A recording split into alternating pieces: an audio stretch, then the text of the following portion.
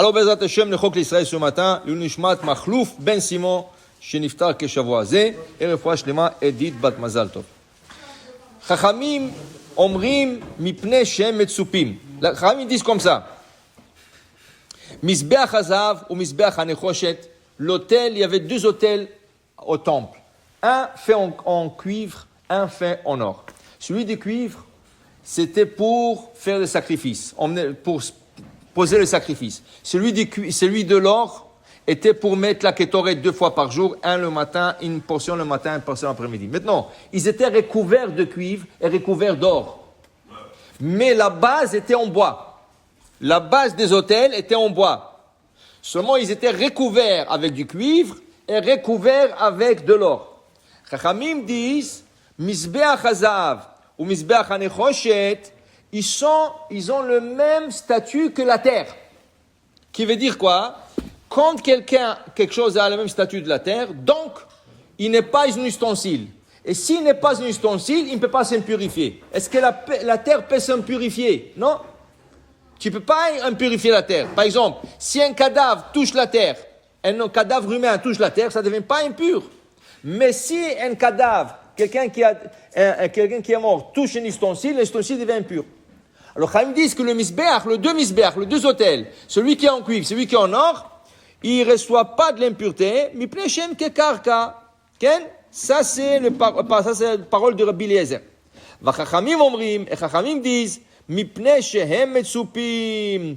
Ils ne reçoivent pas de l'impureté parce qu'ils sont couverts de l'or et sont couverts du cuivre. Dit la Gemara, Adraba, au contraire, si tu dis qu'ils sont recouverts, alors donc ils ne sont pas considérés comme de la terre, ils devraient recevoir de l'impureté. Alors la Gemara corrige cela, Emma, alors tu dois dire, Vachachamim et Tameim, justement, Chachamim disent que le misbeach peut s'impurifier. Le misbeach en cuivre et le misbeach en or peuvent se purifier. Ça veut dire que si un cadavre, un homme mort, touche le misbeach, il peut devenir impur. Okay? Il y a une histoire comme ça dans le Talmud, dans Masechet Yoma. Dans Masechet Yoma, la Gemara nous raconte qu'à l'époque, il y avait une certaine époque, il y a, par exemple, chaque jour, tu as 100, 200, 300 Kohen qui veulent faire le service. Comment tu peux donner le service à 300 Kohen? Il n'y a pas de place. Alors, qu'est-ce que tu fais? Tu disais, premier arrivé, premier servi. Alors, il y a un sacrifice. Un monsieur a nommé un sacrifice. Alors, il y a celui qui était en charge de tout le Kohanim, disait, celui qui court sur l'autel et il arrive là-bas en premier sera le Kohen choisi pour faire ce sacrifice. Alors, il y avait des Kohanim qui commençaient à courir. La Gemara dit, ça a causé beaucoup de bagarres. Pourquoi? Une fois, il y avait 2 Kohanim qui sont arrivés en même temps. Il y avait un qui ne l'a pas accepté. Il lui a donné un coup de coude à son ami. Tach, il lui a fait tomber. Tu parles de 5 mètres, 15 pieds. 15 pieds, le gars est tombé, il a cassé le pied. Alors, et après ça, il y avait pire que ça. C'est pas ce simple. Après ça, il y avait 2 Kohanim qui sont encore eu. Un, il dit, moi c'est moi en premier. L'autre, il dit, non, c'est moi en premier. Le Kohen a sorti un couteau, il a poignardé son ami. Maintenant, la Gemara dit, le père de ce Kohen était là-bas. Le père du Kohen était là-bas. Il leur a dit, vite, sortez le corps pour qu'il ne purifie pas le Mizbeach. La Gemara dit, regarde le Kohanim, son fils est mourant, son fils est mourant, et sur quoi il pense? Pour que le Mizbeach ne devienne pas impur. Parce que s'il serait mort sur l'autel serait devenu impur pour 7 jours. Tu n'aurais pas pu faire le service pendant 7 jours. Pourquoi? Parce qu'il est rien que recouvert. Et puisqu'il est rien que recouvert, il n'est pas un ustensile. Il est considéré comme un ustensile et il peut recevoir de l'impureté. Tu comprends? Alors ça, c'était la discussion. Est-ce que l'autel peut devenir impur ou pas? Continue la Gemara. Et la Gemara nous enseigne, Amar Rabbi Abou, dit Rabbi Abou, le Talmidei Chachamim, les érudits, ceux qui apprennent la Torah, s'ils doivent aller à l'enfer ou passer par l'enfer, ils ne seront pas brûlés par le feu de l'enfer. Vous savez que l'enfer, la Gemara dit, le feu que nous avons ici dans ce monde, le feu de ce monde, est 1/60 de la chaleur du feu de Gehenna, de l'enfer. Combien fait le feu ici? 1000 degrés? Alors, multiplie-le par 1000. et multiplié par 60. Ça, c'est l'intensité du feu dans le Gehenna. Tu peux même pas t'approcher. Disent la Gemara, le Chachamim, ceux qui apprennent la Torah, ne vont pas être affectés par ce feu s'ils doivent passer par Gehenna. Qu'est-ce que c'est passer par Gehenna? Des fois, il y a des tzaddiks qui méritent d'aller Gan Eden. Mais à cause qu'ils ont fait des petites fautes, on leur dirige par le chemin de Gehenna. Ils passent par Gehenna, pas qu'ils restent là-bas. Rien qu'ils passent par là-bas pour aller à Gan Eden. Il y a des tzaddiks qui ont le mérite d'aller Gan Eden direct, ligne directe. Okay? Dit Rabbi Abou, sache que le Chachamim qui doivent passer par Gehenna pour aller à Gan Eden ne seront pas brûlés par le feu de Gehenna. Pourquoi? Kal vachomer misalamandra. On apprend ça d'un petit reptile qui s'appelle la salamandre. La salamandre, je vous lis le Rashi.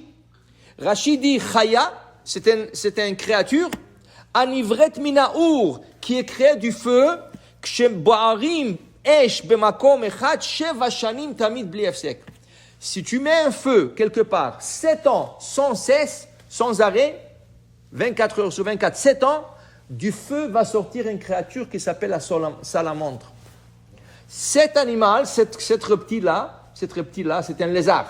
Ce lézard-là, tu prends le sang de ce lézard, tu te le mets sur le corps, tu ne pourrais jamais être brûlé. Tu ne peux pas être brûlé.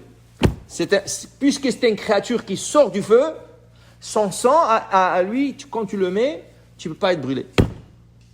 Alors il dit Rabbi Abou, si la salamandre, elle sort du feu et n'est pas brûlée, parce qu'elle est toldat ha'esh, elle vient du feu, Talmidei Chachamim qui étudie la Torah, et la Torah est considérée comme du feu, ne seront pas consumés et brûlés par le feu de Gehenna.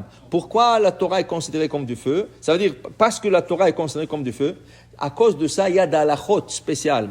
Il y a le Rama. Le Rama, c'est la sommité ashkénaze, Rabbi Moshe Israelish. Il a écrit qu'une femme, quand elle reçoit ses règles de menstruation, ne devrait pas venir à la synagogue. Comme ça, il a écrit. Pour ne pas toucher le Sefer Torah, pour ne pas impurifier les choses. Le Shulchan Aruch, il dit non.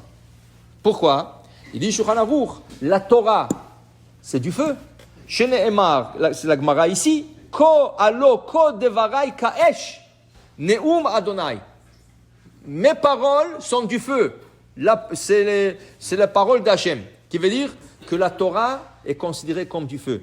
D'ailleurs, le Midrash, il dit, quand Moshe a reçu le table de la loi, Dieu a gravé le table de la loi, un feu blanc, un feu noir, sur du feu blanc. Il y avait du feu blanc sur le table de la loi, et Dieu a gravé avec le feu noir. C'est pour ça que le parchemin est blanc, et l'écriture est noire. Comme la Torah a été donnée, du feu blanc, et du feu noir écrit sur du blanc.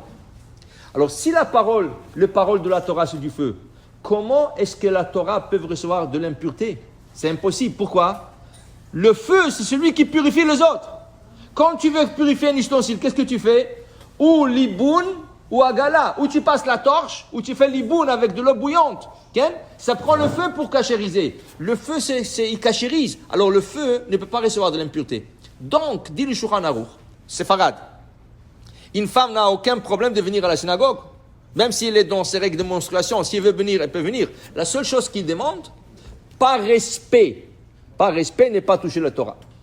Elle peut regarder la Torah, mais par respect. Si le Sefer Torah passe devant elle, si elle sait qu'elle n'est pas propre, qu'elle ne touche pas le parchemin. C'est par respect, pas par halakha. Parce que même s'il l'a touché, elle ne peut pas l'impurifier.